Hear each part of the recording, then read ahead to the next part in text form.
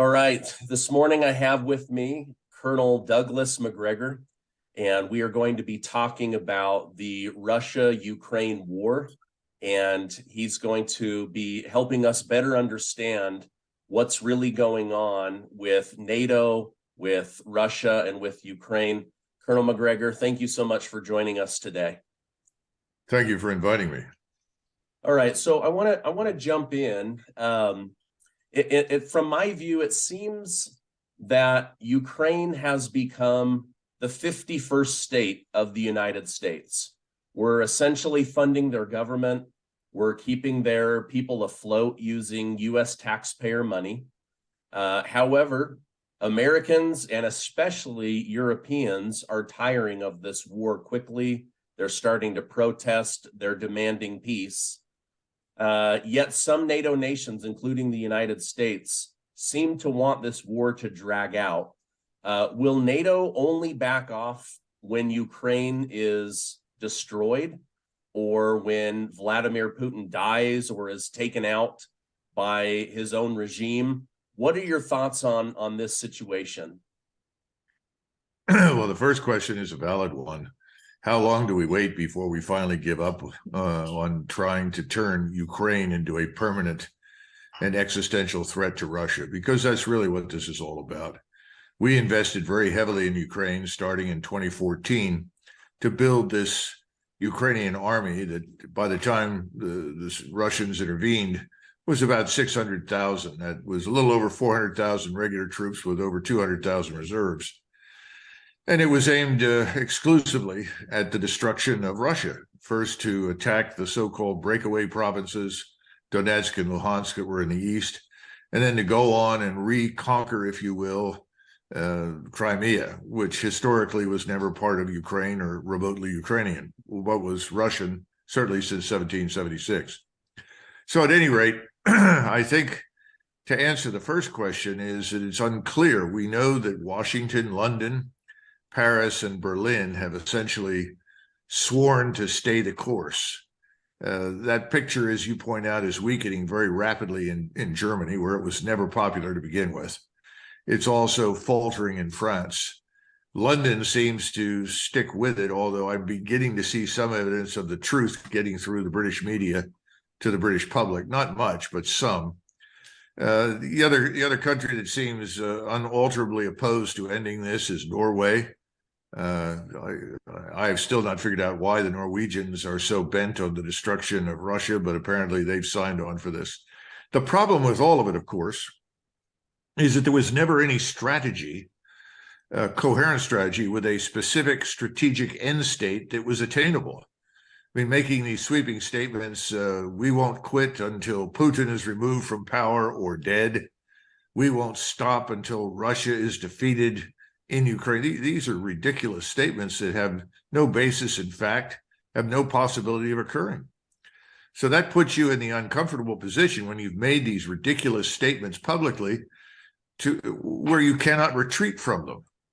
And so London, Paris, Berlin, Washington are having enormous difficulty figuring out, how do I retreat from these outrageous demands and still look reasonably intelligent and competent? Well, the answer is you can't, without admitting that you were wrong. And this is the biggest problem of all. Russia was not isolated, could never be isolated. Russia's economy is doing extremely well. It would do better without the war, but it's still doing very well. It has no shortage of trade partners, and much of what Russia provides to Europe is still finding its way to Europe through clandestine and illegal means offered by other countries that are willing to provide the middleman. The whole thing is a travesty. The Russians, who initially went in exclusively for the purpose of reaching some sort of agreement with the West about Eastern Ukraine, about the breakaway republics, discovered that we weren't interested in a solution. We were interested in destroying them. And so they have now mobilized. They built this enormous force. They're poised to attack. The Ukrainians are falling apart. The question is, what are we going to do? And I think we're not going to do anything until the Russians are probably just across the river from Kiev in great numbers, prepared to cross the Dnieper River and go west. I wish it weren't so, but I think that's where we are. the Russians are going to have to make it unambiguously clear that our outrageous demands make no sense. And at that point, there's a real chance that the Europeans will diverge from us, because Europe is really being hurt by this war. Everybody in the West is being hurt, but the Europeans, most of all, their economies, their populations have no interest whatsoever in going to war with Russia. If you look at the polling data, they're overwhelmingly for a negotiated settlement. So the bottom line is, how long does this last? It lasts until the Europeans really can't stand it anymore. And we begin to see some European governments fall. We've already seen things change in Italy. Mr. Macron's position is not that strong, but the real weak link at this point is Berlin. And one wonders how much longer Mr. Scholz can hold on to his job. We have, 50,000 protesters in Berlin over the weekend against the war. Somebody said, well, there were still 10,000 that came out to support the war. Well, I think that's a good demonstration of just where we are. So once Berlin falters, and I think it will, because the German people just don't buy it any longer, then the world will change. And when Berlin decides to diverge, other European states will fall in line, and everyone will say enough is enough. We got to come to an arrangement. And all wars in Europe, at least for the last 500 to 1,000 years, have been settled with some sort of territorial adjustment, an exchange of land, and so forth. So that's what's got to happen. But again, neutrality for whatever remains of Ukraine, and that's a good question right now. We don't know what will remain of it, because more than 10 million Ukrainians have left. There were already 2 million working in the EU before the 10 million left the country. All the Ukrainians that are being interviewed as they came out of Ukraine have all said, we will never go back. Now we add the numbers of casualties, which are horrific, and there are any number of different interpretations of numbers, but the numbers on the Ukrainian side are very large. Maybe as many as 200,000 dead by now, another 400,000 wounded. Most of these are people that will not recover from their wounds. They will be permanently disabled. So this has got to come to an end. I don't think there's much disagreement about it. But Mr. Zelensky is our puppet, and he's not going to give up or change his tune until we do. And we're not prepared to do it. So there's your answer. Okay. Two-part question here. So the United States media continues to say Putin is crazy and he doesn't have an off-ramp for getting out of this. But we also see that maybe the United States doesn't have an off-ramp for getting out of this. Does this have something to do with Putin's intel saying this thing will be over in 3 days, and Joe Biden's intel saying this will be over in 3 days? And now here we are at the 1-year anniversary.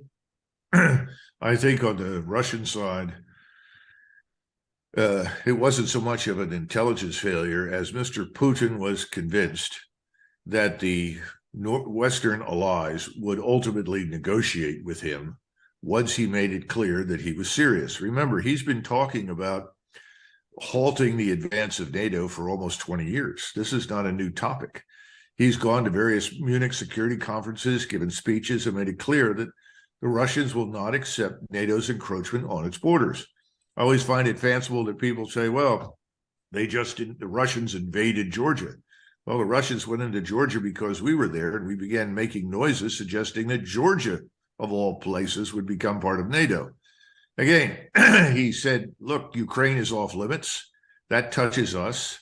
We have a strong historical relationship with Ukraine. If you insist on turning this into an extension of NATO and threatening us, we will answer in kind. And so ultimately he did that. Where he miscalculated, in my judgment, was twofold. First, he said, I'm going to have a negotiating partner. I think he grossly miscalculated the attitude, not just in Kiev, but in London and Washington and Paris. But remember, this is also the same man who was unaware that we had lied to him during the Minsk Accords. Remember, the Minsk Accords were designed to address most of these concerns. Central to the whole Minsk Accords business and to his objections has always been Ukraine's unwillingness to treat Russians as equal citizens before the law in Ukraine. Instead, they've said, either you convert and become Ukrainian, you abandon your language, your culture, and identity, or you can't stay. and they embarked upon this horrible Ukrainianization. And the two republics were taken under fire, and they began lobbing artillery into those areas almost immediately after the coup in Ukraine in 2014. So they killed 14,000 people in that area long before Mr. Putin ever intervened. So his point is very valid. They were already at war with us. We were just not at war with them. So yeah, he miscalculated on those scales, and he sent in a very small force. He gave instructions to his officers, please don't do anything that will make a peace settlement impossible. We want to live with the Ukrainians. They are brother Slavs. They are Orthodox Christians. His generals shook their heads and said, this is not going to work very well. And he said, well, those are my orders. Minimize collateral damage, minimize casualties. It didn't work.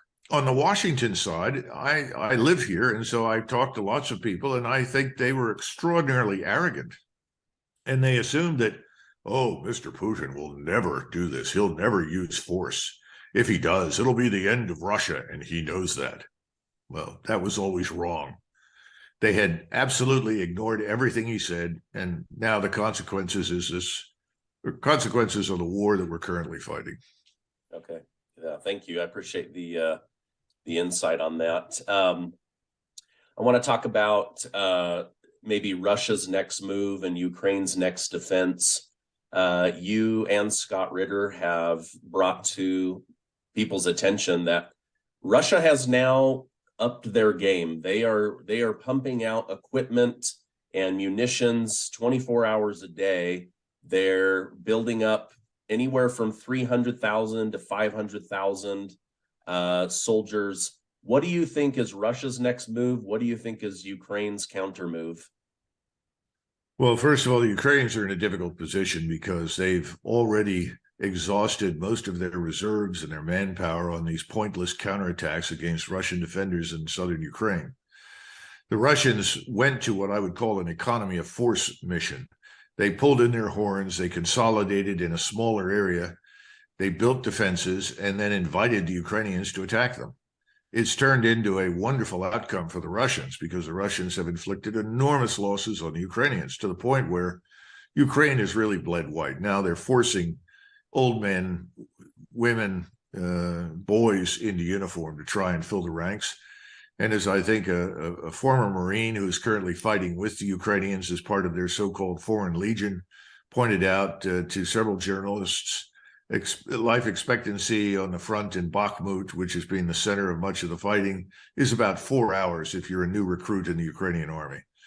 So this has been a disaster for the Ukrainians. Meanwhile, I think Zelensky and his friends have determined that we have to keep dying in great numbers to persuade the United States and the Western allies that we're a good investment. I don't think that's worked very well. I think the opposite has ultimately occurred. And people now realize Ukrainians have no chance whatsoever of winning. The question is, what can they do? And we're going to try and provide them additional equipment, and we're going to scrape the bottom of the barrel and keep hurling them at the Russians. Now, in the meantime, the Russians have taken comparatively few losses. I said that I thought they'd lost 20 to 25,000 killed and perhaps 40 or 50,000 wounded. There are others out there who say I'm over the top, that in fact the losses are much lower. Now, keep in mind that the Russians, when they inflict casualties, most of those casualties are inflicted by artillery systems, rockets, missiles, hard shell ammunition. They can fire thousands and thousands of rounds every day. The Ukrainians cannot. They don't have the ammunition. And all of the artillery systems are much more accurate because of these quadcopters, these small UAVs that fly over the battlefield that are linked to GPS and satellites and immediately transmit the firing data to the batteries.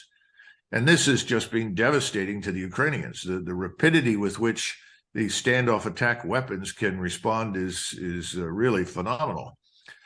I think the Ukrainians now are not going to be able to do very much except fall back to new defensive positions, hope for the best.